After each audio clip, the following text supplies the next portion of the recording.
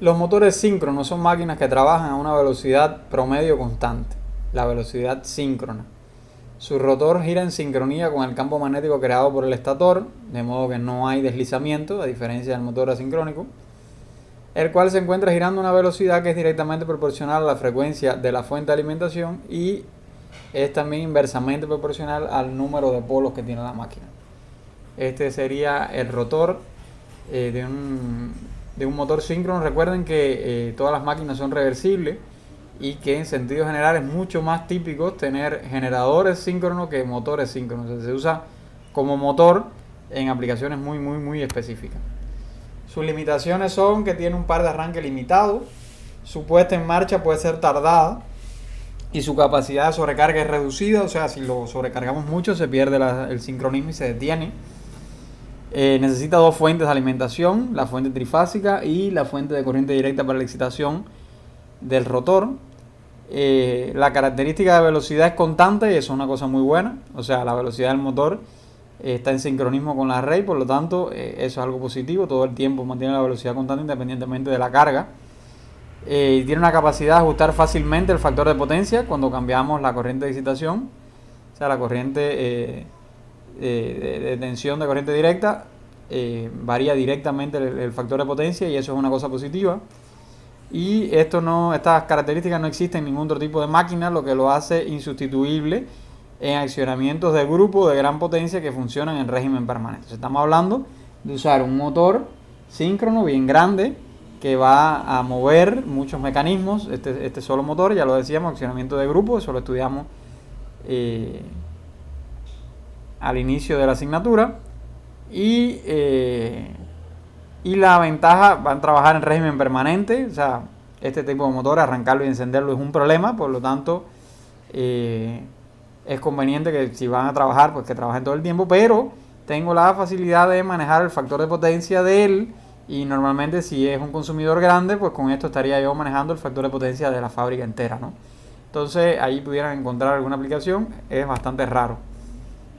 Pueden ser arrancados de distintas formas dependiendo de las condiciones impuestas por el tiempo de arranque.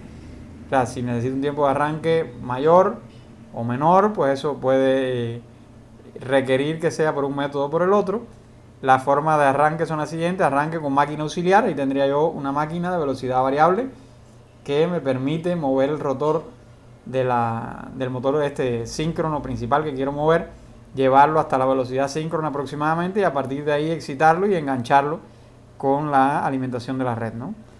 Arranque asíncrono quiere decir que lo arranco como si fuera un motor asíncrono y luego lo excito y lo engancho a la red. Y arranque a baja frecuencia, que sería un arranque síncrono donde tengo un generador de frecuencia variable y voy subiendo la frecuencia poco a poco manteniéndolo enganchado todo el tiempo, ¿no? En todo caso siempre es un problema, ¿no? Voy a explicarles este arranque que se arranca de forma asíncrona para luego engancharse.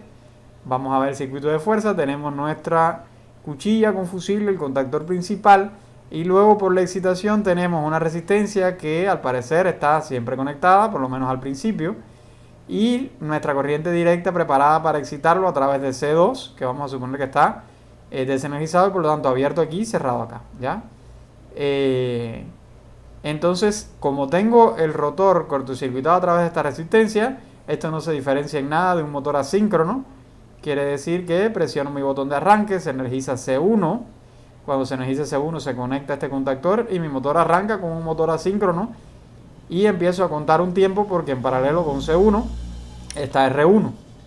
Vean que esto en serie con la protección térmica que tengo por acá. C1 se autosella, puedo soltar el dedo de acá del botón de arranque y empieza a contar este tiempo. Y una vez transcurrido el tiempo, estoy asumiendo que ya llegó a la velocidad máxima que puede trabajar el motor conectado de forma síncrona, donde el rotor está cortocircuitado por la resistencia esta. Entonces se cierra mi contacto normalmente abierto de R1, que es el temporizador, y con eso se energiza C2. Cuando se energiza C2, pues se abre su contacto normalmente cerrado, se quita esta resistencia y se cierran estos contactos normalmente abiertos. Y entonces le aplico excitación al rotor, creando un imán, y ese imán sí o sí se sincroniza con el campo que está rotando en el estator. Si no se logra sincronizar, pues se detiene el motor y estaríamos en el caso de un arranque fallido, ¿no?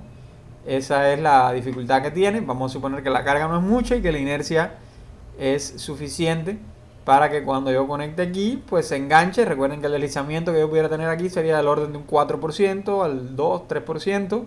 Es muy poquito el deslizamiento, o sea que se percibe desde el punto de vista del rotor un campo magnético rotatorio de muy baja velocidad. Cuando se conecta el electroimán, pues no es tan difícil que este electroimán se enganche con el campo que va por arriba un poquito más rápido, ¿no? De eso se trata. Hay otros métodos más complejos, yo no se los explico acá, lo tienen en el libro de texto. Aquí tienen. Y cerrando un poco la actividad, acá les presento un esquema más complejo del mando de un motor de corriente alterna. Este es un motor de corriente alterna rotor bobinado que mueve un ascensor y por supuesto tiene que ser reversible porque el ascensor sube y baja. Y luego tenemos los interruptores de la cabina, de posición de cabina, interruptores para las llamadas desde los pisos, llamadas dentro de la cabina. Y este es el esquema del ascensor que tienen por ahí compartido un videito en YouTube para que lo revisen. Normalmente, no sé si les comenté antes, tenemos una evaluación donde ustedes explican el funcionamiento del elevador y el funcionamiento de la carretilla que vimos al inicio de esta conferencia, ¿no? O sea que prepárense con esas con estos dos esquemas, entiéndanlo y traten de ser capaces de explicarlo, porque en algún momento vamos a darle un pensamiento a ver cómo evaluamos esa tarea por allí, ¿no? Bueno, en la actividad de hoy hemos visto los esquemas fundamentales que nos permiten realizar el mando de los motores de corriente alterna asíncronos y síncronos. Además mostramos esquemas de mando complejos de sistemas reales en los que se utilizan técnicas de control diferentes a lo mostrado en los esquemas típicos. Estas son las preguntas de comprobación que les dejamos. ¿Cuáles son las posibilidades de mando de los motores eléctricos asíncronos? ¿Qué se entiende por arranque a tensión reducida? ¿Y cuándo se utiliza el frenado dinámico?